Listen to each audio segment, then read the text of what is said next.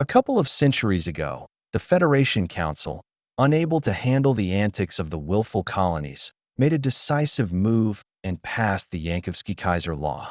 According to it, any colony without strategic importance to the Federation had the right to unilaterally withdraw from it.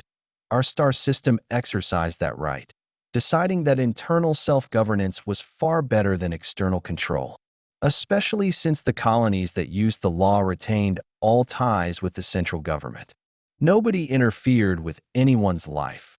Technologies and goods moved freely in all directions, but we could no longer count on any protection or assistance. The Federation's only involvement in our war was surely limited to observation and a single contact with the dictatorship of Corona III. Its ruler was supposed to be offered the technology for creating the weapon used on my home planet, and I'm sure he shared it gladly, probably receiving a great deal in return. The Federation forces disclosure of military secrets in an ultimatum manner, but pays generously for them. I wonder, do I have any chance at all to become its citizen? For a while, I seriously considered it, but in the end, I decided the chances were negligible. So, I'd manage somehow. Eventually, I did manage to fall asleep. The next morning, I woke up feeling rumpled, stale, and with a slight headache. Maybe the air in the building was completely stagnant, or the couch was just too uncomfortable. But by the time the sergeant arrived, I had more or less pulled myself together. Ready? Yes. Then let's go. We slipped through the winding corridors and stepped onto a quiet street, still shrouded in the lingering morning fog. There wasn't a soul around, only a worn-out police car parked nearby, battered by life. The sergeant pulled out his badge and headed toward it. I dragged myself behind. The whole affair started to feel wrong and mistaken. Move your hooves, kid. Sighing sadly, I tossed my bag onto the back seat and settled next to the sergeant. The car seemed even older inside than it looked outside. The display didn't even work, apparently. The sergeant started the engine, and the old clunker surprisingly moved smoothly. We drove for about 5 minutes in complete silence, then suddenly turned onto a rather busy road, made 2 more turns, and stopped near a decent-looking apartment building. Get out, kid. I know it's hard for you, but the state won't provide you with a new apartment because of this. Time to get into the role. The role I, if I'm lucky, will play for many years. I looked around with melancholy. Cars rushed down the street. Rare pedestrians hurried somewhere. Nobody cared about my problems. I sighed again and got out of the car. We reached the apartment without incident. Then the sergeant went into the neighboring unit, turned into a surveillance post, while I stayed alone in the sterile, spotless, and polished apartment. And I sat there for 8 days. I read everything on the communicator, tried the games it had, flipped through TV channels. I was bored like never before in my life. The communicator had nothing worth paying attention to. The TV aired the same news over and over, mixed with propaganda films. By the end of my confinement, it made me nauseous. The sergeant, delivering a box of groceries once a day, fully played his role and didn't intend to talk to me. On the 8th day, he brought not food, but another suit. Get ready. In 2 hours, there will be a trial for your parents' killers. Have they been caught already? Yes, 3 days ago. They didn't even bother denying anything and fully confessed. The investigation is over. Just the trial remains. Feeling awkward in the new, uncomfortable suit, I followed the sergeant outside and climbed into the same old car. Here the sergeant finally dropped the act. Last briefing, private. Of course, they'll be acquitted. The judge got the proper instructions and didn't put up much of a fight. You'll start protesting right after the verdict is read. You'll jump up. I'll try to calm you down. You'll have to grab my gun and shove it aside. After that, you'll have a few seconds. The more shots you fire, the better for the story. Only one needs to be accurate. Then I'll knock you out and make sure you're not shot on the spot. He paused, staring at the road. The guys also asked me to tell you they'd appreciate it if you don't kill any of them. I nodded. The plan was agreed on and memorized. Back at the base, the city court was housed in a beautiful but somewhat run-down building, faced with real natural stone. At least it seemed that way to me. We climbed broad steps, passed through a security post, and after wandering the corridors, entered the courtroom. It felt abandoned. Even the air was stuffy and stale. Where is everyone? I asked. The trial will start soon. They'll arrive. Sure enough, a few minutes later, four police officers came in, casting indifferent looks at me one by one. Then a small, important-looking man with a briefcase appeared. The prosecutor, most likely. Then, under guard, three middle-aged men were brought in and seated on the defendant's bench. I fixed them with a hateful gaze. They didn't seem to care. Last to take his place was a stout, bald judge. He fiddled with something on a display, then scanned everyone sternly and struck the gavel. And the farce began. There was a mountain of evidence collected at the crime scene. Along with it, videos where the detainees, flashing insolent faces at the camera, confessed to everything. Accused. Do you confirm that these confessions are truthful and were given voluntarily? Yes, Your Honor, replied the one in the middle.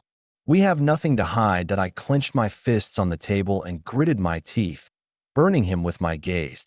Do you sincerely repent your crime? There was a brief silence before the same.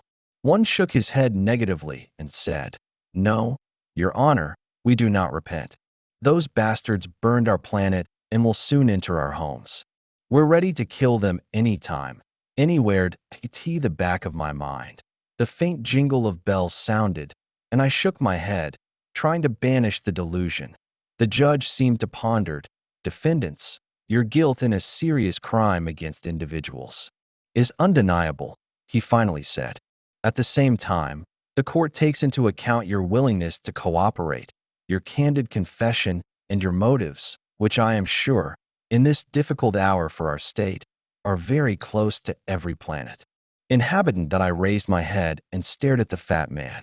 He tried not to look at me. By the power vested in me by the Crown Commonwealth, I declare you guilty and sentence you to serve the country in one of the volunteer squads currently being formed at the Commonwealth police stations. You are to proceed immediately to the city police station for assignment. Failure to appear will result in detention. Court is adjourned. The judge struck the gavel and returned to his display. One of the officers went to the defendants and began unlocking their handcuffs. I pretended to be in a daze, calculating my next moves. It seemed time. Your Honor, they're murderers. I rose from the chair, shifting my disbelieving gaze from the judge to the smirking men. You saw what they did to my parents. My mother, young man, after what happened on Corona 2. You have no moral right to condemn these people. The judge pressed his lips. The verdict is final and cannot be changed. Ew. I couldn't find words. Officer, calm your charge. The judge turned away from me. The sergeant stood beside me and gently took me by the shoulder. Kid, calm down. You won't do anything anyway. Accept it. I won't do anything. I turned to him, trying to make my face as furious as possible. Throwing off the hand that was holding me, I jabbed my fist into his nose. The sergeant shook his head comically and flailed his arms, losing balance. As if trying to defend himself, he turned sideways to me, exposing his holster. Drawing the pistol was easy. You rotten, corrupt bastards. I raised the weapon with trembling hands and aimed at the judge, whose mouth hung open in astonishment. A shot. A dent appeared in the wall near the fat man. Another shot. The display shattered into glass shards. Now was the time. Another shot. The judge's head jerked back. A bullet hole appeared in his forehead. Two quick shots. One bullet grazed the shoulder of the already dead man.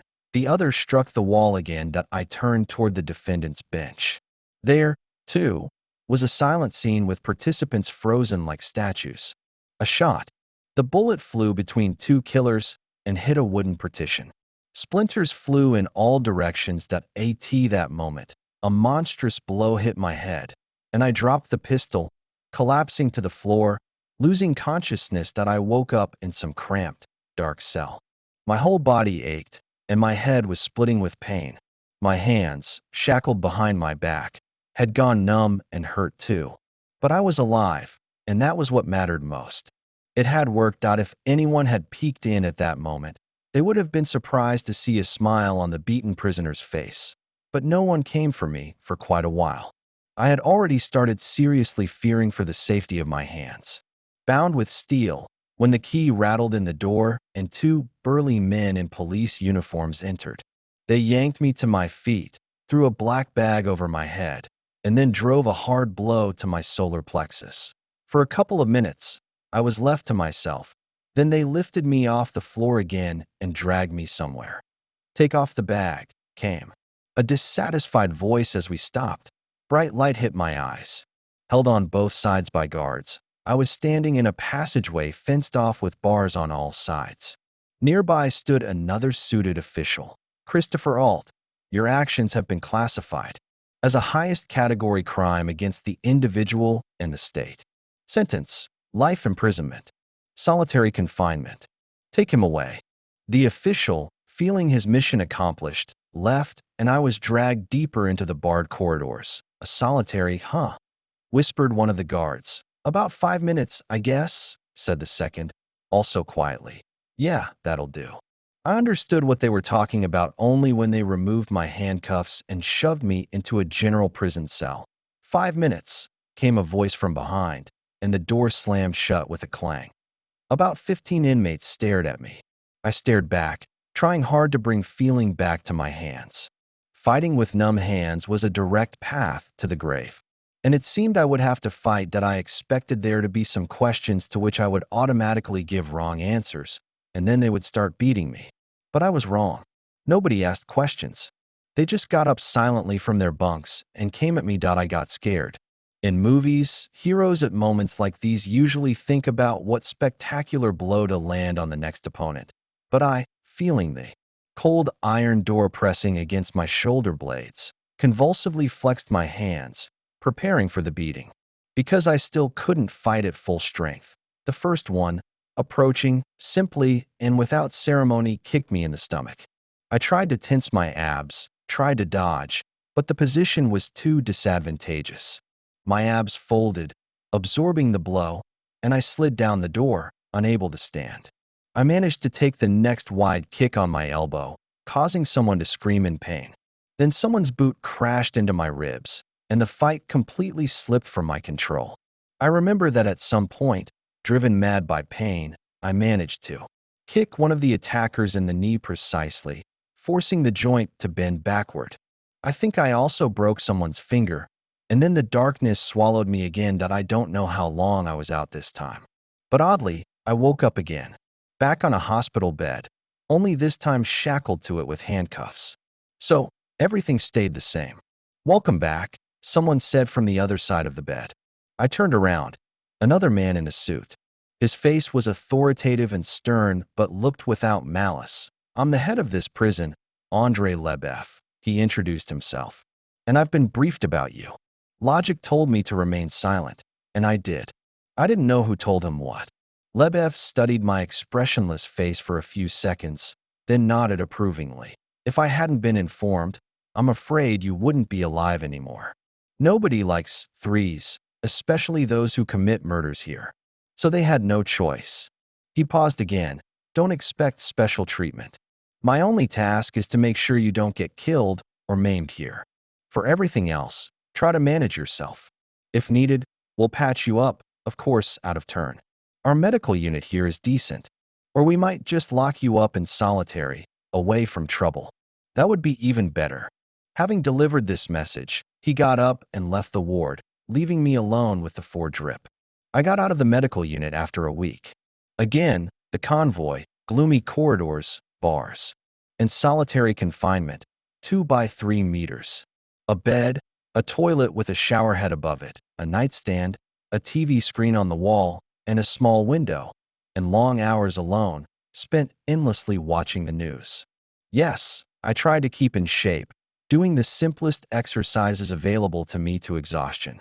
But the prison diet wasn't exactly nourishing, so my strength ran out quickly, and I returned to staring at the screen. The government seemed to have completely given up on controlling the media. Now the only available channel showed a wild mix of reports, analytical summaries, and forecasts. Every journalist tried to push their own agenda, and the channel management probably just gave up. I wouldn't be surprised if the entire cultural elite of the state was now in a drunken stupor, mixing alcohol with drugs and prostitutes. What else is there to do? You can't take much with you to the grave. Escaping the planet is almost impossible, so you either hide in some mountains, hoping for the best, or spend your accumulated wealth while you still can dot a month in a half after I ended up in the cell. The penultimate orbital station plunged into the ocean. The reports became so vivid that I began watching them with genuine interest, trying to analyze the information and guess the motives of the authors. The most patriotic, or perhaps the dumbest, journalists tried to raise the level of optimism and calm the people. Old footage showed a Federation battleship slowly passing over the planet. Beautiful words were said about how, upon the destruction of the last station, the Federation would take control of the process, ending the war without bringing significant harm to the civilian population. Yes, the government would change, but overall nothing would change. Listening to such reports, I involuntarily wondered, are their authors working for the enemy? The best fighter is the one who has something to lose. Convince everyone that nothing will be taken away and resistance will die before it begins. Right after the reassuring programs, airtime was given to others with a diametrically opposed viewpoint. Some journalists recalled Corona II and predicted the total genocide of the planet's population. Here, it seemed, the creators just rode their favorite hobby horse and scared the public as best they could. Then came unbiased reports from various parts of the planet. Some farmer seriously explained that he planned to hide for the next couple of years in a bunker he had built himself. Sabotage schools were being created right at police stations, where youngsters like me were taught to shoot rifles at flyers and throw grenades at passing enemy vehicles. Idiocy. After 8 years spent in the project, I looked at my peers preparing to fight the invaders with outright pity. They would die in vain. That's all that in some places, people quietly started looting. So far carefully, under the cover of night. But I feel soon they will begin smashing shop windows and grabbing canned goods from shelves in broad daylight. In a remote mountain valley, a nuclear explosion had occurred. The anchor speculated that a secret weapons research facility had been located there, and the blast was either the result of negligence or sabotage. Yeah, right. The outlines of that valley, even grotesquely transformed by the cataclysm, were far too familiar to me. The project was clearly cleaning up after itself and wasn't wasting time on subtlety. A month later, the last orbital station was split into atoms right there in orbit. I started mentally preparing myself for the invasion. When would it come? Within a week? A month? 2. The guards who occasionally appeared at my cell door radiated open hatred. I began to worry that I wouldn't live to see the arrival of the threes. I'd have to stay alert. These idiots might kill me right before my new compatriots showed up. TV reports were becoming more and more scarce. Apparently, even the journalists were beginning to realize that their last days might be better spent with their families, or, failing that, with some friends and a few willing companions. The planet had gone quiet in anticipation. Pacing the tiny cell in dull repetition, was waiting too. But unlike the vast majority of my fellow citizens, I waited eagerly for what was coming next. I had to wait another 6.5 long months. I don't know whether our enemy was calculating the situation or simply delayed en route, but the Commonwealth languished in uncertainty for over half a year. Life gradually came to a standstill. The government gave up, exerting no control over the situation. Industry, with no clear purpose to work for, ground to a near-total halt. The agricultural sector still produced something, but without any enthusiasm. What was the point of working if everything you made would just be taken away? Grocery store shelves were emptying at a terrifying pace. The volunteer militias, once eager to meet the enemy with weapons in hand, fell apart. The former defenders of the state started prowling the cities in search of food, swelling the ranks of looters. The police still maintained some semblance of order in major cities, but even they were losing motivation fast. The complete annihilation of planetary defenses was like kicking away the last crutch keeping the Crown Commonwealth on its feet. The abscess, festering for 8 long years, finally burst. The state collapsed at an alarming rate. Only the army remained somewhat intact, but even the military was now reluctant to step beyond the safety of their bases. Even the most enthusiastic TV hosts had lost their spark after 6 months of waiting. Occasionally, there were still reports worth watching, but mostly the anchors read out the news with tired voices, followed by dull montage reels. Then it happened. On the most ordinary, overcast day. I was standing on my little stool, peering through the barred window, watching the inmates strolling in the prison yard below. The warden, apparently taking his duty to keep me alive a little too seriously, had kept me in full isolation, no walks. So the only people I ever saw were through that window, or the occasional guard passing with an inspection somewhere in the distance, beyond the prison, past the rooftops of the adjacent buildings. The clouds lit up with a bright violet flash that I froze, not quite believing that my wait was finally over. A second later, the building seemed to jump into the air. The stool kicked out from under me, and I only stayed upright because I managed to grab onto the bars. Plaster rained from the ceiling. People in the yard dropped to the ground. Then came the shockwave. A low, soul-rattling roared, a gust of wind carrying thick dust, and a sharp ozone smell. A massive chunk of debris tumbled slowly through the air, some part of a demolished building. Squinting through the dust and wincing from the ringing in my ears, I watched it in awe. The slab of concrete flew over the prison and disappeared from view. I don't know what their target was, but the orbital bombardment didn't come in small doses. The enemy started with their strongest hand. "We interrupt our broadcast for urgent news," blared the television. "The enemy, having silently reached planetary orbit, has launched a massive strike. Initial reports indicate approximately 150 precision hits on military and government facilities." I jumped down and turned toward the screen. The anchorwoman looked hollowed out, disheveled, with dark circles under her eyes and a frightened gaze. "The orbital bombardment is ongoing. We urge all listeners to stay far away from military and governmental sites. Remain calm," and what else she meant to say, I never found out. The power cut out, and the television went black. Almost instantly, another tremor shook the building. I brushed plaster dust from my hair and looked around. Liberation was close, but there was still a chance some deranged guard might drop in on me before that. It would be nice to have a weapon. But, of course, no weapons were provided in a prison. So, the stool wouldn't break, the toilet wouldn't crack, and the shower head wouldn't come off.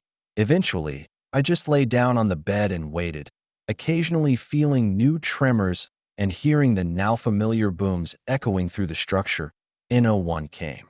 The guards, most likely, had more pressing matters, like saving their own skins. By evening, the orbital strikes had stopped. The ground assault had begun. A couple of dropships roared past the window.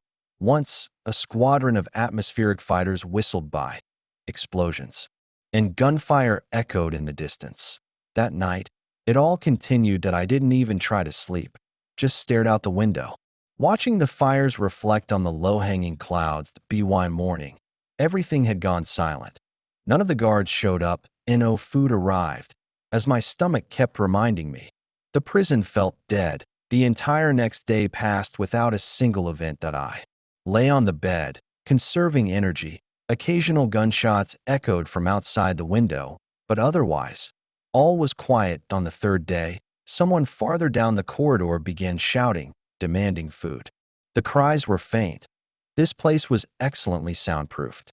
A few hours later, someone else joined in, but their yelling fell on deaf ears. Then, on the morning of the fourth day, the lights flickered on, and a cold, impersonal voice echoed from the prison PA system. "All inmates are ordered to proceed immediately to the prison yard. Anyone remaining in their cells will be terminated." A metallic click, my lock disengaged, and the door creaked open slightly. I jumped off the bed and cautiously peeked into the hallway. Other prisoners were doing the same. "Are they letting us go?" A scrawny man from the next cell asked the air. Maybe. A younger guy across from me said hopefully and stepped out into the corridor. The hallway gradually filled with people that I followed, not having the slightest idea how to get to the yard. Luckily, someone local took the lead and showed us the way, shuffling and uncertain. We spilled out into the prison yard and joined the crowd already gathered there. People were nervous. Some were banking on a mass pardon. Others feared a mass execution that I kept my mouth shut and stayed near the edge of the crowd, just in case I had to slip away fast. A few minutes later, one of the side doors opened and a squad of what looked like paratroopers stepped into the yard. Their commander in front, he surveyed us carefully, said something into a microphone, waited for a reply, and then nodded to himself. Inmates, form a line by that wall, he ordered. Gesturing as he accepted a tablet from one of the soldiers, we stood silently for a while as he tapped at the screen that I was wondering how to time it. When he stepped forward and announced that I was a citizen of Corona 3 that I didn't want to take a bullet because some private got twitchy. His eyes froze on something on the screen, and he raised an eyebrow in mild surprise. Inmate Christopher Alt stepped forward. I stayed frozen for a second, then remembered myself and took a few steps toward him. The lieutenant, that's what his insignia showed, looked me over with interest. This dossier accurate? He asked, nodding at the tablet. It is, Lieutenant. I'm a full citizen of Corona 3. He studied me for another moment, then gave a nod. Regardless, Citizen Alt, you've been granted amnesty by our government. Your case will be reviewed by a special commission. Step over here. He turned his attention back to the tablet that I carefully approached the soldiers. One of them, seeing my hesitation, gave me a reassuring smile. Relax, buddy. You're among friends now. The lieutenant kept reading for another 5 minutes. Silence blanketed the yard. Then he lowered the tablet and swept his gaze across the gathered inmates. It is my determination that none of you represent a valuable resource to our state. You are all criminals. Under wartime law, the sentence is death. Meet her with honor. Sergeant, carry out the sentence. The crowd by the wall, realizing their fate, howled in wild, inhuman voices. Someone dropped to their knees, stretching their hands out toward us. A few began screaming at the top of their lungs that they were citizens of the dictate as well. Some tried to escape through the doors we had entered the yard from, but the doors were locked. Fire!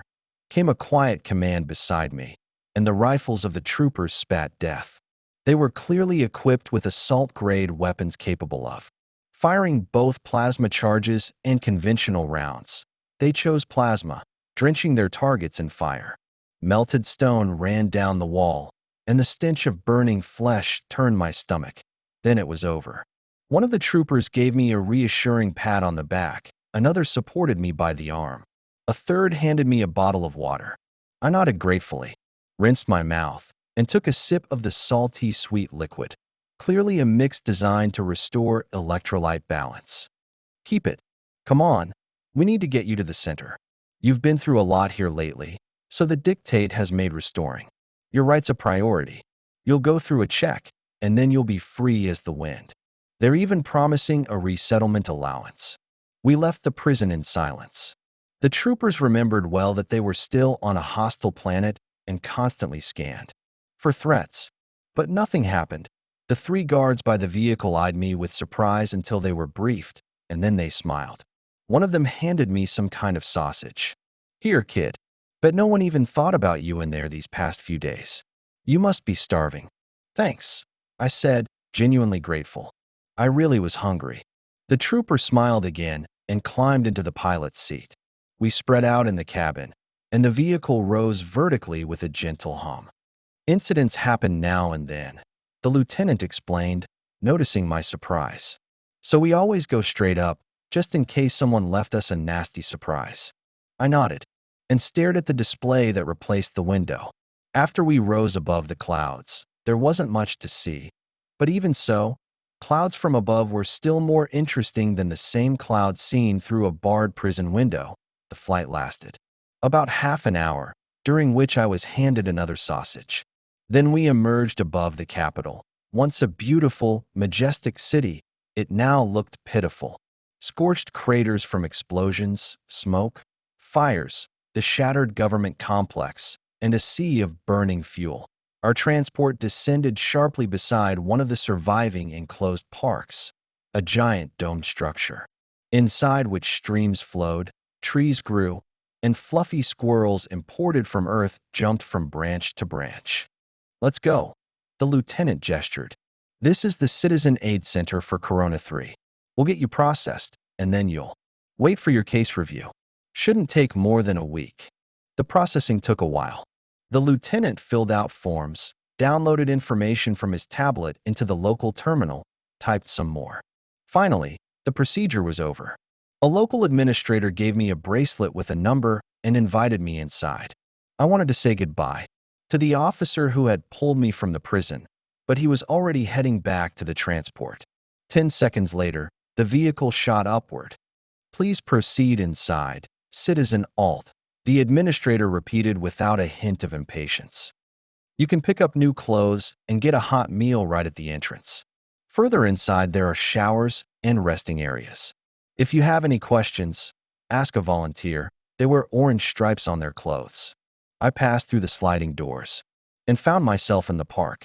A smiling young man with the stripe immediately took charge of me. I didn't resist and allowed him to lead me first to the clothing station, where I received a hefty bundle, then to the showers, after washing twice under the gentle warm streams and changing into clean brown clothes. I felt reborn. The dining area is over there, the volunteer pointed. Your old clothes. Give them to me, I'll dispose of them. If you want to sleep, head that way. Just touch your bracelet to an unoccupied booth, and it'll register as yours. If you have more questions, talk to me or any other assistant. How long will the whole process take? I asked. Roughly 6 days. We've got around 150 people here now, and about 20 to 25 are processed daily. Your bracelet has a number, he said, pointing at my wrist. There's a large display in the center of the park showing which number is being processed, so you'll always know. I thanked him and went to the cafeteria. They served standard army-style soup, steak with rice, and a choice of tea or coffee. After grabbing a tray, I took a seat near the wall and studied the others. There were 7 people, all dressed like me in brown clothing, all quietly eating and occasionally exchanging brief remarks that I began chewing slowly, thinking through my approach. Being too chatty would be stupid. I had just come from prison, and honestly, I'd spent the last 9 years in something like it. I needed to be a bit withdrawn.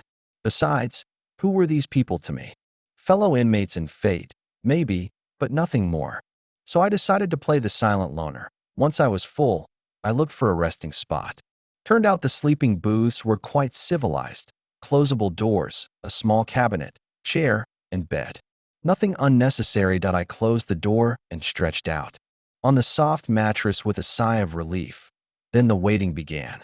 I'd get up, have breakfast, walk around the park trying to avoid conversations, stare at the rocks, streams, and little lakes, feed funny squirrels with bread I saved for meals. Then lunch, another walk, and back to bed. Young man, where are you from? One day an elderly woman asked, scaring off the squirrel on my hand. Sorry, I mean, which city are you from? She smiled broadly. Oh, sorry, didn't get it at first. I've been in prison recently, I said, smiling, expecting to see fear in her eyes that I didn't.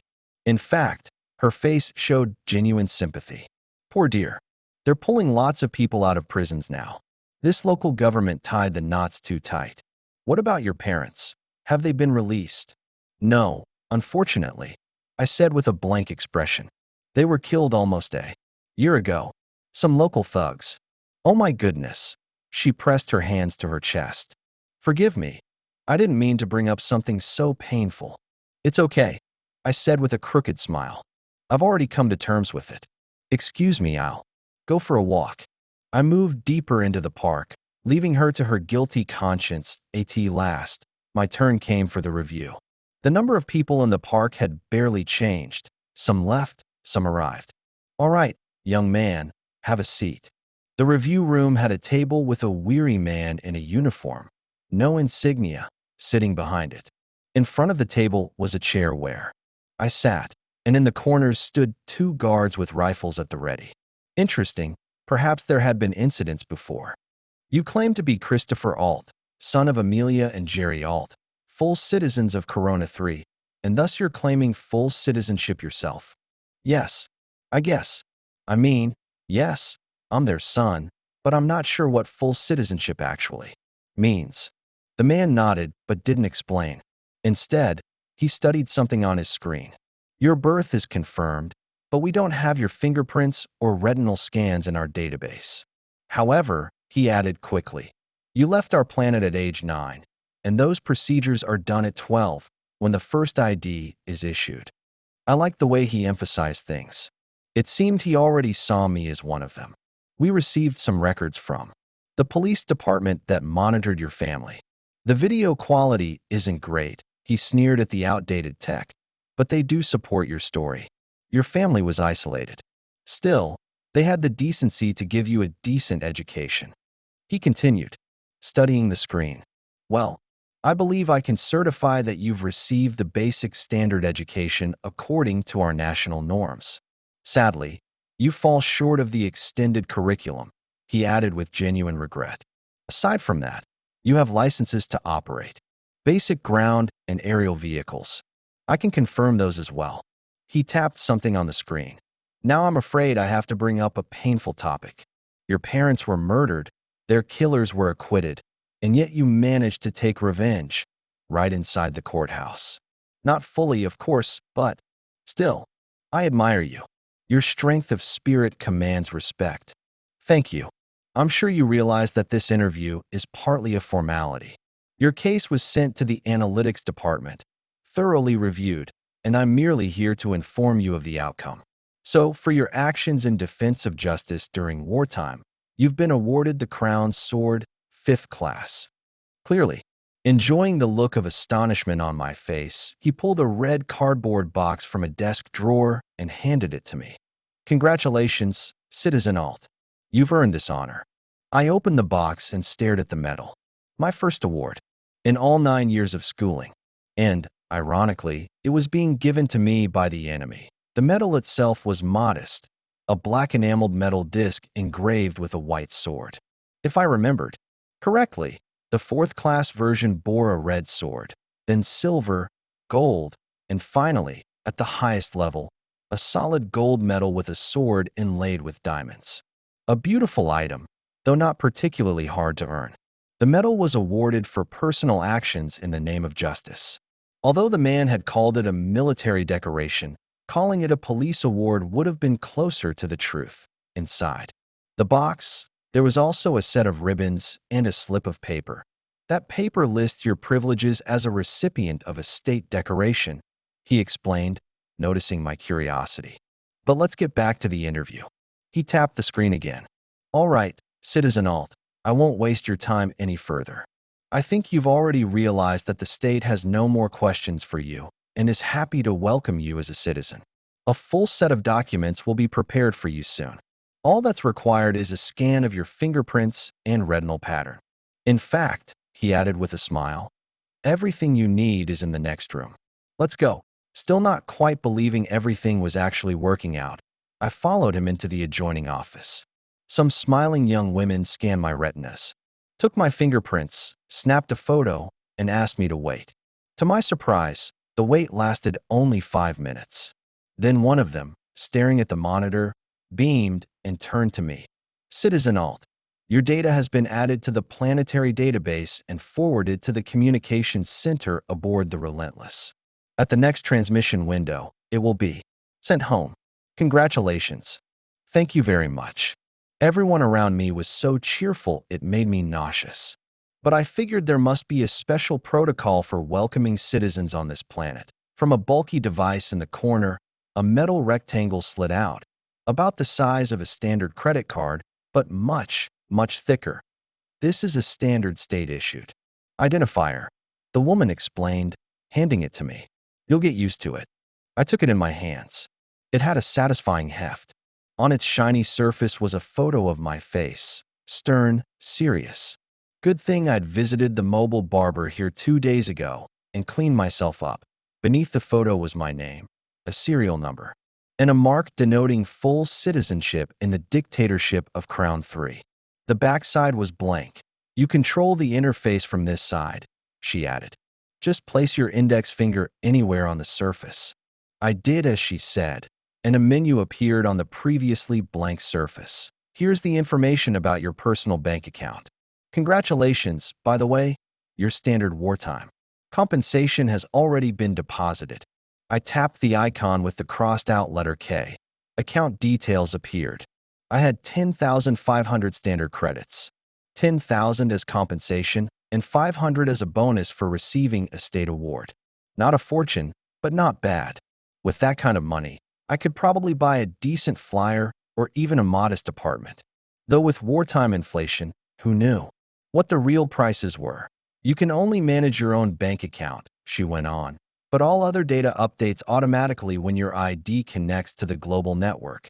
Things like your job, marital status, government awards, and much more. Only law enforcement officers can access your full data. If a civilian asks you to verify something, you can display just the relevant section and hide the rest. Your personal data is protected. Thank you again. You're welcome. I hope everything works out for you in your new life. I involuntarily flinched, but she clearly meant something very different than what had crossed my mind. Still accompanied by the same man from the interview room, I said goodbye to the women and moved on to the next office. There, he wished me luck and took his leave. I stepped inside. A stern-looking woman with sergeant stripes met me. Have a seat, Mr. Alt. My name is Nicole O'Keen. I help new citizens adapt to their new reality. Good afternoon, Ms. O'Keen. According to your file, you are of legal age and hold full citizenship. Normally, the state would not interfere at this point, granting its citizens full freedom of choice. But let's face it, these are exceptional times. Which brings me to the question, how can the state help? You. I pretended to think. What are the options? Your file shows you have standard basic education. The state can subsidize your extended or specialized studies on Crown 3. If you don't wish to continue your education, we can arrange transportation to any planet in the system, help you find housing, and assist with employment. In fact, this planet will soon have plenty of job openings. Not much, in my opinion, and none of it fit my long-term goals. Ms. O'Keen, is it possible to join the military? Say, the same unit that pulled me out of prison? Honestly, I don't have many skills. Years under house arrest saw to that. But from what I understand, the Army has a way of making something out of even the worst misfits. The sergeant looked at me with a glimmer of curiosity. Your record includes a homicide. Do you think you're capable of doing that professionally? Yes, I answered as firmly as I could, trying to push away the memory of those burning men in the prison yard. All right, she said uncertainly. Technically, what you're suggesting falls under employment. You won't be accepted into the drop troops, obviously. But regular units are already being deployed to maintain order and suppress remaining resistance. I believe I can attach you to one of them. The lack of any training will make it difficult, though. She stared at me for a few seconds, as if expecting me to back out. Then she sighed and began tapping at the terminal. Well then, citizen, she said wearily. I've placed you on the recruit list for the 316th Infantry Unit, currently stationed in the nearby suburbs. I'll print a map. You need to report to their base by 0800 tomorrow. If you fail to appear, the state will assume you've reconsidered and chosen civilian life. That's perfectly allowed. In any case, you have until tomorrow morning to think it over. She added unexpectedly warmly. Weigh the pros and cons. And be careful out there. The capital is under control, but incidents do happen. If you need a place to sleep, you're welcome to return to this center. Thank you, I said sincerely. Then, still clutching the ID card and metal box, headed for the exit. I passed the checkpoint, nodded at the saluting soldier, and stopped, uncertain where to go next. I'd never been to the capital before, and I had no business here. What was I supposed to do now? Excuse me. I said, turning back to the sentry.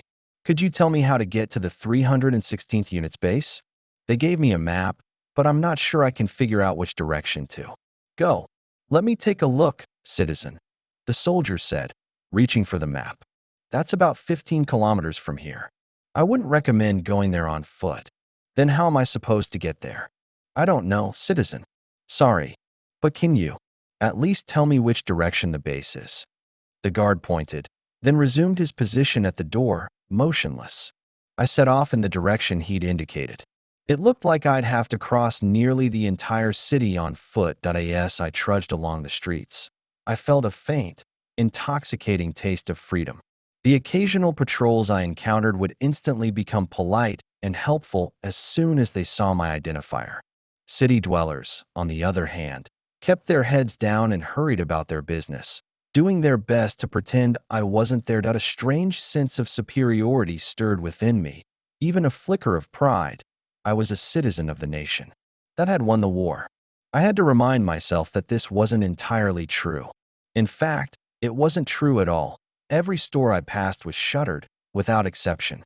Tired of carrying my identifier and medal in my hands, I tried to find somewhere to buy a proper wallet and a backpack, anything at all, but had no luck.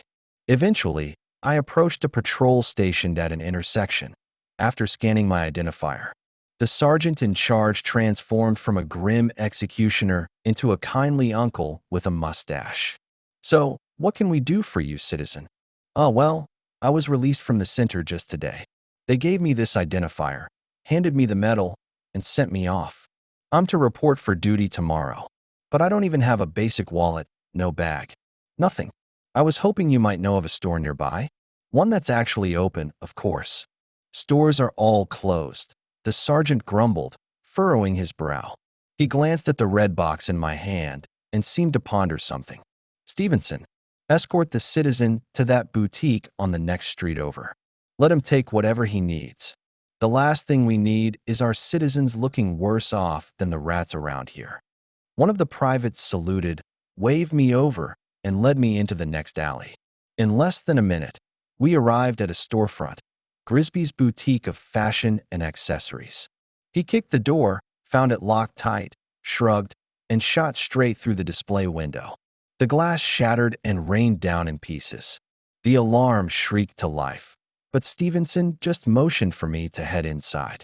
Go on, take what you need, and ditch those rags you're wearing. They're only good for the adaptation center. I didn't argue. Wincing at the howling alarm, I spent 10 minutes picking out a decent outfit, lightweight pants and a t-shirt that fit well. I thought for a moment and added sneakers and a windbreaker. Then I grabbed a wallet and a small leather backpack from the display and stepped back out to the soldier. Now that's more like it, he said, giving me a critical once-over and nodding in approval. I'm heading back to post. Good luck out there. Who knows, maybe we'll cross paths again. The Army's a small place. Stevenson saluted and jogged off toward his unit. I continued on my way, feeling much better now. And things got even better when I spotted a slow-moving vehicle coming down the road, marked with the insignia of the 316th unit that I had to run after. It, waving my arms like an idiot, but in the end I managed to snag a seat on a hard bench beside two soldiers. The vehicle rolled steadily forward, carrying me closer to the place where I'd begin my new service. Captain Rogers looked at my file as if I'd handed him a delicious slice of chocolate cake that turned out to be dog crap, and he'd already taken a bite. Now he regretted it with all his heart. Citizen, you don't know jack. Basic education. No useful skills for the Army, nothing. Are you sure you thought this through before coming here? I suspected I probably knew more than the captain himself, but I just listened to his speech with a mournful expression and didn't argue. You don't even know how to shoot. How many times did you fire that day? Let me remind you, citizen, 6. 6 goddamn shots from a pretty decent weapon at practically point-blank range, and you hit once. By sheer dumb luck. I kept standing there, looking properly ashamed. You got soft in prison, and you weren't exactly a fitness god before that either.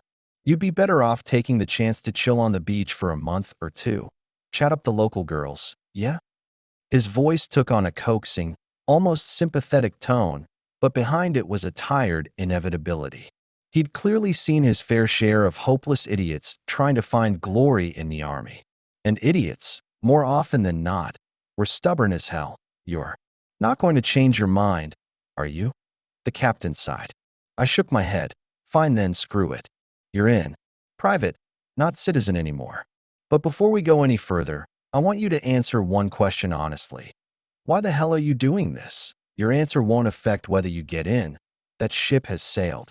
But it will determine something far more important, how I feel about you personally.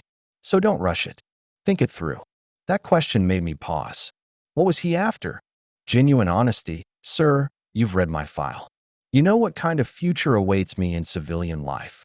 Either I stay in school, and in 5 years I'll be broke and jobless. Or I drop out now, get a job, and in 5 years I'll have some cash, but no future. Neither option works for me. The Army offers both, work and education. And down the line, better prospects. Ambitious, huh? The captain nodded approvingly. That's a lot better than hearing some sob story about revenge or a childhood dream of military glory.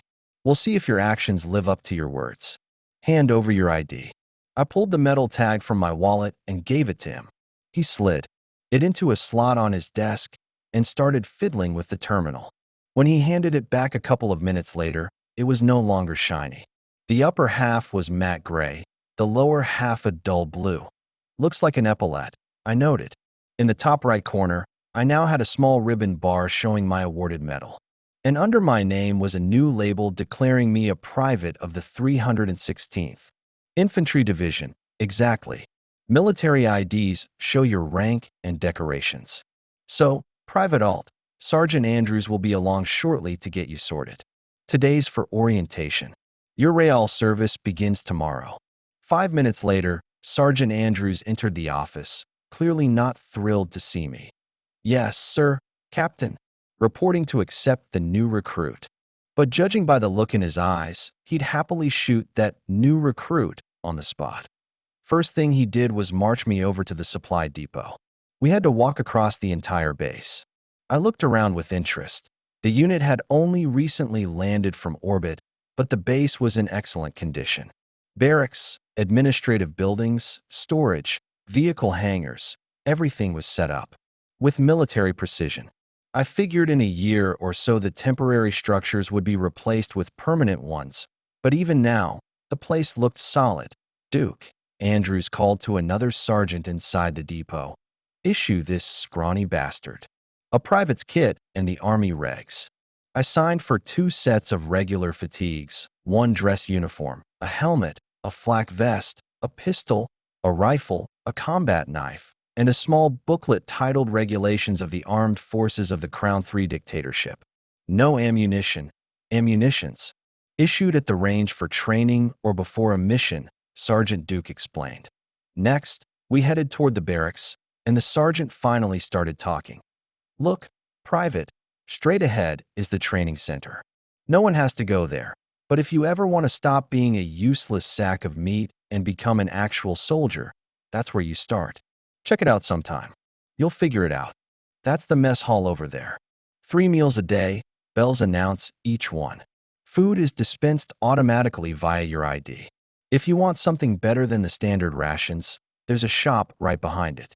If you've got credits, you can eat there all the time. Some people do. It's also got a supply section. If you don't like something in your issued gear, you can upgrade. This building here is Base HQ. Captain Rogers runs the show. Don't go there unless you enjoy getting into trouble. And this, he said with a toothy grin that could've belonged to a shark, is your new home, Private. Welcome to 6th Platoon. Just last week, one dumbass blew his own brains out. Turns out he didn't expect that joining the Army might involve fighting, cognitive dissonance, and all that. Lucky for you, now we've got a vacancy. We stepped into a low, brightly lit room. Along the walls stood 20 bunks with lockers and bedside tables. 19 of the beds were neatly made, with stickers on the lockers and framed photos on the nightstands. The last bed had a still-wrapped set of linens on top, and the furniture next to it gleamed with unused cleanliness. "This one's yours," the sergeant said. "Touch your ID to the panels and confirm it's your space. Then stash your civilian crap in the locker and get into uniform. You're off duty until tomorrow morning, but that doesn't mean you can wander the base in civvies." "Where is everyone, Sergeant?" I asked while changing. The uniform fit terribly, and the boots were already killing me. "Sir, not Sergeant. Know the regs by morning. 6th platoon's on patrol. They'll be back by 1800. He looked me over critically and made a face. "You look like crap, Private. I'm not ordering you, but I suggest you drop by the shop. Properly sized gear costs next to nothing, and you'll look like a human being. If you want to swap uniforms, return this set to Duke.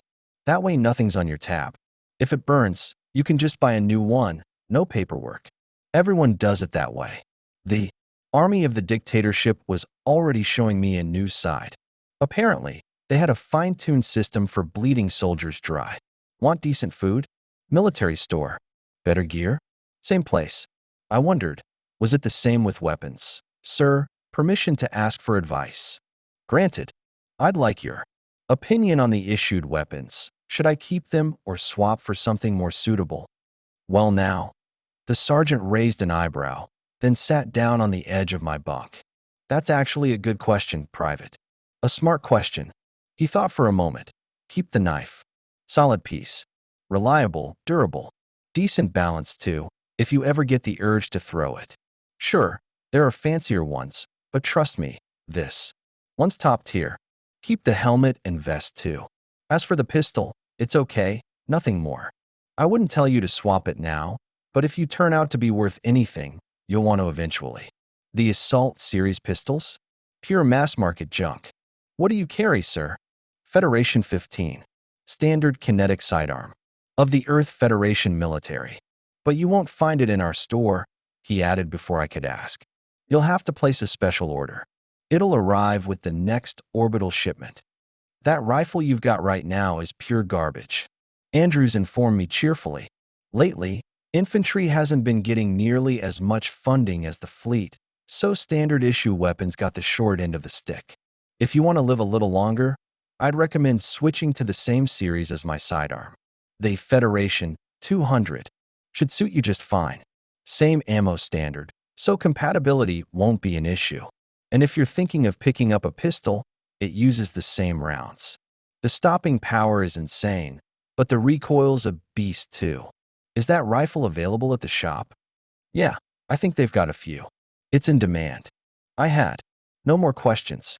The sergeant left to deal with his own business, reminding me that pistols and knives were standard issue and allowed on base, but rifles had to be stored in personal lockers. Well, Federation it is. The sergeant's advice was actually solid. I'd always liked Earth's standard-issue weapons, and I'd fired off tens of thousands of rounds with them. So that's what I'd go for, only not the 200 series. I'd get something a little more serious.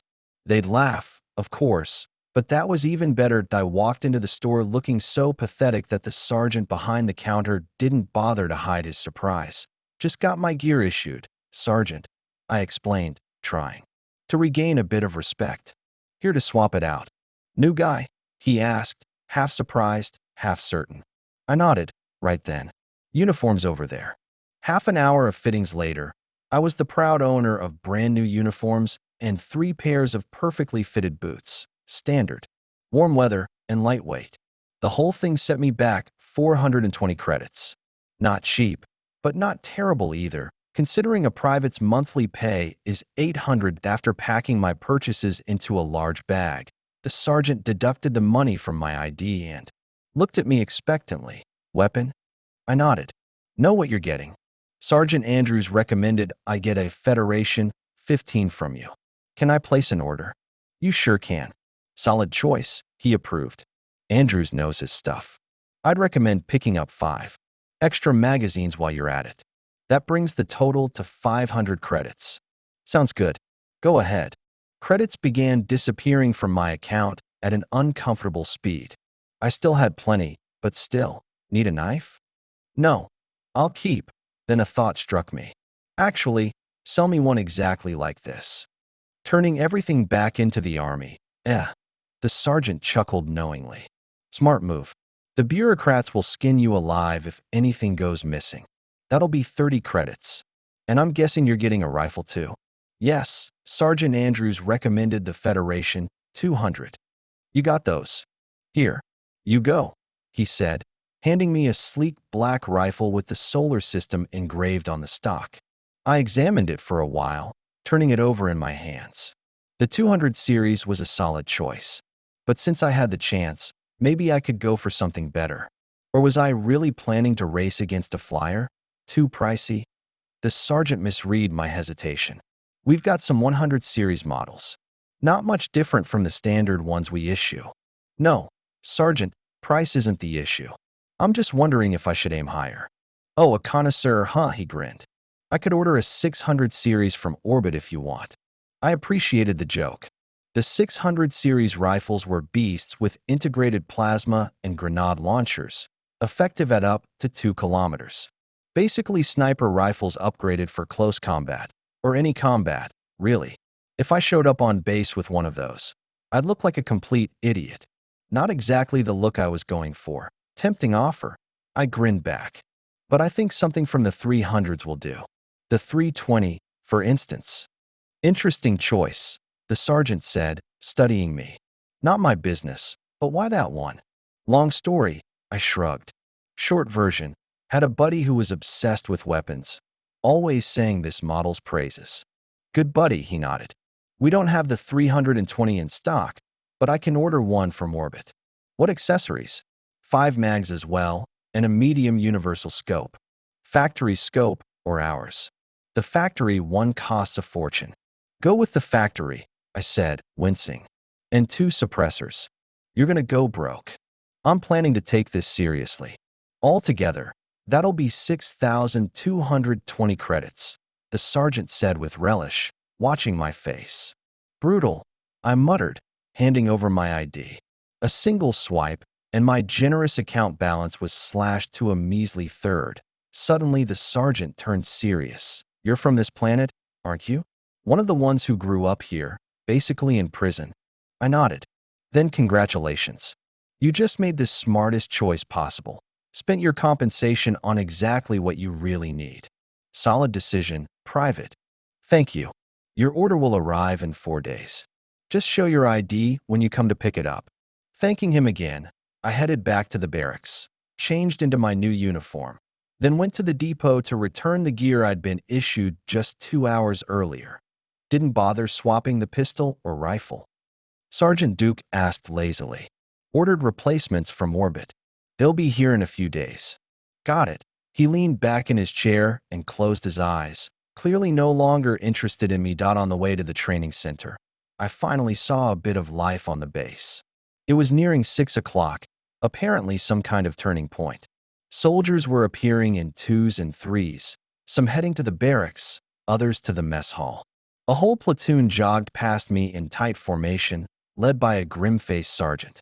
The soldiers looked tired and dusty. Inside the training center, I immediately spotted an information screen flashing motivational slogans. Be a role model. Army hand-to-hand combat courses for beginners and pros. Build a career. Prep courses. For officer academy enrollment. A weak soldier is a dead soldier. Fully equipped gym for strength training. Specialized and advanced education available. Digital literacy courses. Beginner to advanced. Modern dance classes for everyone. And about a dozen more interest groups. After watching the loop of ads for a while, I walked up to the bored-looking girl behind the front desk, who wore corporal stripes. Ma'am Corporal, permission to speak. At ease, private, she yawned. What's up? Haven't seen you around. I'm new, I explained. Looking to start some self-education, but not sure what I need yet. Oh, she perked up. That's great. So what are you into? A lot of things, I smiled. But I need to pick what's useful and what I'll actually have time for. Yeah, time's always short in the Army. What's your goal? Don't laugh, I asked. But I'd like to make it into the assault troops. Drop forces. She snorted, unable to stop herself, but quickly regained her composure. Well, that's an ambitious goal, she said, stifling another laugh. All right, here's what I'd recommend. She tapped at her display for a bit, mouthing words silently as she read. There are 2 courses you absolutely must take, she said at last. Hand-to-hand combat and modern weapons systems. I figured I could probably pass both courses right now, but I'd have to study anyway. Still, training never hurts, and technology never stands still. I nodded. Sign me up. Hand-to-hand combat is part of the free curriculum. Weapons systems training will cost 50 credits a month. Want to start a subscription? Go ahead. I agreed, once again grateful to the Army. I had a feeling this training would eat up my entire budget. I'd also recommend signing up for the gym, the corporal continued. That's also free, and the drop corps is extremely picky about the candidate's physical condition. No, skip that one. Thanks, I said. Becoming a musclehead wasn't on my to-do list. As you wish, the corporal replied calmly, eyes still on the screen. Technically, that's all we have that's directly related to the drop corps. Take a look yourself. She turned the display toward me, showing the list of available courses. What do extended and specialized education mean? I asked. When I saw her confused look, I hurried to explain. You see, I've spent the last 10 years on this damned planet, and I'm not exactly up to date on what those terms mean nowadays. Her expression softened with sympathy. Poor guy? Must have been rough. All right, extended education is like a stepping stone to higher education. It doesn't give you anything special on its own, but it broadens your knowledge in all areas. It's also a requirement for applying to a university. Specialized education, on the other hand, makes you a trained professional in a specific field, like a builder, a programmer, a technician, whatever. Specialized education also qualifies you for higher studies. There are a lot of nuances. Some academies only require extended education. Others demand a specialized background. What kind of specialties can you get here? Pretty much anything. The courses are interactive, meaning the instructors are located off-site, and you just watch their lectures and take tests. But twice a year you'll have to take exams in person. That's a bit tricky right now, but in 6 months or so, the situation should stabilize and they'll start coming here again for the exams. I stared at the screen, considering. Most of the options were civilian professions, which wasn't what I was aiming for. But I still needed some kind of specialization. Sign me up for programming and information security. Good choice, but it's tough, the corporal warned. And expensive. You sure? It'll cost 200 credits a month. Damn it. Still, it would give me a proper specialization. Sign me up. So, hand-to-hand combat 3 times a week, 2 hours each. Weapons systems 3 times a week, 1 hour each. Specialized education 6 times a week, 2 hours each. You think you can handle that? I remembered months when I had 12-hour study days. I'll manage. You'll have free time from 19 to 2300. Hand-to-hand always starts at 1900, weapons systems too, but we alternate days on purpose. The specialized training is on your own schedule. So from Monday to Saturday, you'll only have 3 hours of free time. Want to sign up for anything else? She smiled that I gave the question some serious thought. I didn't want to lose all my free time, but I also needed to keep filling out the boxes in my personal file. Is there anything I can do on Sundays? You're a fool, Private, the corporal remarked. You need rest too. What more do you want? You can pick whatever you like. Just remember, any course that requires in-person instruction will cost twice as much. I want to get a license for ground and air vehicles, the highest category possible, I grinned. The corporal let out a heavy sigh. All right, I'll sign you up for that too. For hours every Sunday, 200 credits a month. Anything else? Probably not. Your subscription total for all courses comes to 450 credits per month. You'll leave the Army smart as hell, but dirt poor, she said with a shake of her head. Whether that was approval or disapproval, I couldn't tell. Meanwhile, I was already wondering if I could also squeeze in some officer academy prep courses. The answer seemed to be, no way. Absences for valid reasons, such as official duties or combat deployments, don't count. Your subscription gets extended a bit, and that's it. Absences for invalid reasons, including illness, don't count either. The course pauses, but your subscription runs as normal. Got it. I nodded. Seemed fair enough. And get yourself a decent computer if you haven't already, she advised. You can't study properly without one. I thanked her and headed to the store, where the familiar sergeant sold me a huge tablet and a communicator. 300 credits gone. This army was daylight robbery. I skipped the mess hall and bought a couple of energy bars instead, then headed back to the barracks. My introduction to the squad was pretty standard. I introduced myself, they pretended to be thrilled to see me, and then went back to whatever they were doing. Some left, probably for classes. Others sprawled on their bunks, eyes glued to tablets. A couple of guys chatted cheerfully in a corner. Not wanting to be antisocial, I lay down on my bunk too and scrolled through planetary news. Everything was quiet, suspiciously quiet, in fact. I didn't trust that kind of peace. At 6 in the morning, the wake-up alarm blared. Still groggy, I copied the others, washed up, got dressed, and 10 minutes later, stood in formation outside the barracks. Sergeant Andrews paced back and forth in front of us, eyes blazing. "All right, maggots, your big moment has come," he bellowed. With enthusiasm. "I've just received the glorious news that our squad has been selected for a very special mission. A 20-kilometer forced march across uneven terrain. I don't hear any cries of joy or tears of gratitude." Getting no response, he continued. "This is a conditionally combat mission. The terrain is considered potentially enemy-controlled. So you'll each draw live ammo and report back here in 5 minutes. Supply Depot 3 is waiting. Move it." In a disorganized mob, we dashed to the building marked Depot 3, got issued 2 full magazines each after scanning our IDs, and hurried back. "Not bad." The sergeant praised us.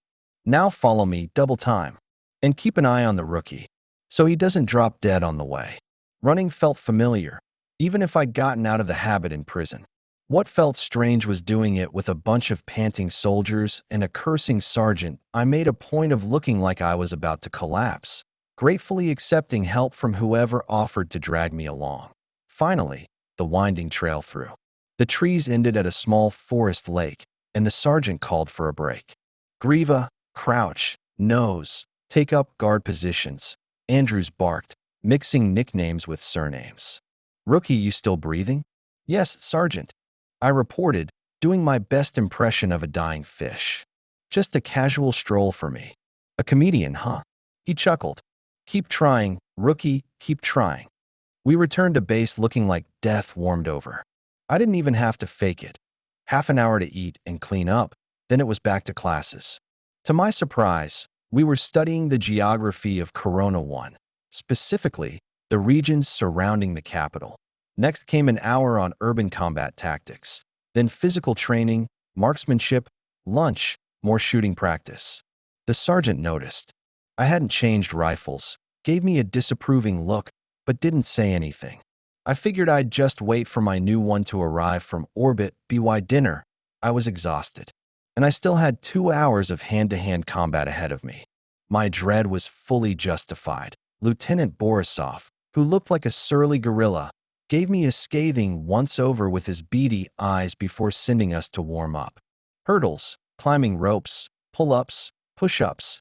The warm-up alone finished me off. I'd naively thought I was hot stuff in this world. Turned out I was just a slug on a stick. Still, the lieutenant seemed pleased. "Good job, soldier. Maybe you'll turn out useful after all," he said approvingly, eyeing my sweat-drenched frame. "Go beat up the dummy." On my first day, they didn't throw me into a sparring match with other soldiers. I just kept hitting the mannequin, resting, then hitting it again. The lieutenant would occasionally come over, give me some feedback, and move on to the others. And thank God for that. I didn't feel ready for anything more serious. Army routine settled in. I ran cross-country drills with the platoon, went on patrols, fired at the range, sat through tactical lectures, and sometimes stood guard duty. A month passed. 800 credits landed in my account, my first honestly earned money. I treated the guys, buying 4 crates of beer and a huge bag of snacks. The sergeant, who had been invited to the little celebration, took it all in stride. He drank alongside everyone else, but still dragged us out of bed the next morning for yet another run. Actually, Andrews had started treating me better over the month, especially after he saw what weapon I'd bought and how much time I spent at the range, sacrificing my rest. "Good job, rookie," he said approvingly when he saw the Federation 320 slung over my shoulder. "Good job, rookie," he repeated a few weeks later, looking over my target sheet from the shooting range. "Keep it up, and you might make one of the platoon's designated snipers." I didn't really want to become a sniper, not yet, at least, but hearing praise was still nice. The sergeant was a tough guy, so a kind word from him meant a lot. Training at the center also settled into a rhythm. Lieutenant Borisov told me I had completed the preparatory phase and was ready for full sessions. That's when the sparring and technique drills began.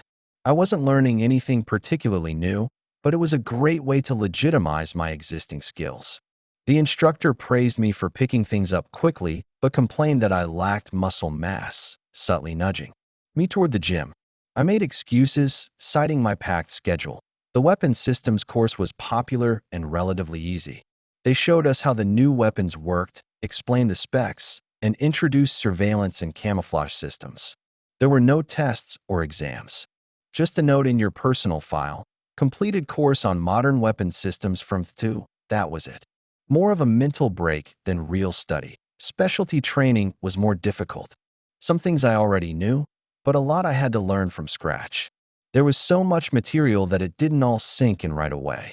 I had to study on my tablet, even during leave, going through the materials.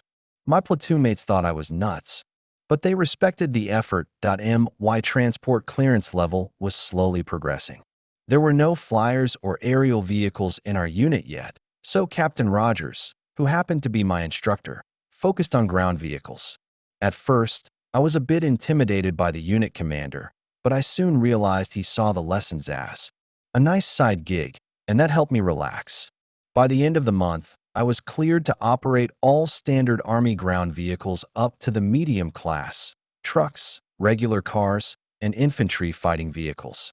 The captain told me he'd given me a bit of an advance on those clearances, and that if I wanted to keep going, I'd have to spend another month honing my skills before I could move on to self-propelled guns and tanks. In truth, Rogers was milking me for extra training credits, but he wasn't wrong either. Just because I was allowed to drive an infantry vehicle didn't mean I could do it well. On the other hand, I had already trained on all of this back at the project base. In the end, I gave in and signed up for the next stage of the course. I'd have to learn aerial vehicle piloting with him anyway. The pretty corporal at the training center, who had initially looked at me with pity, was now smiling more and teasing me about signing up for the Officer Academy prep course. I joked back, secretly weighing whether I should try asking her out. The image of Miranda with her pistol still lingered in my mind, but it had faded quite a bit. I seriously considered asking Corporal Sally to join me for coffee during my next leave.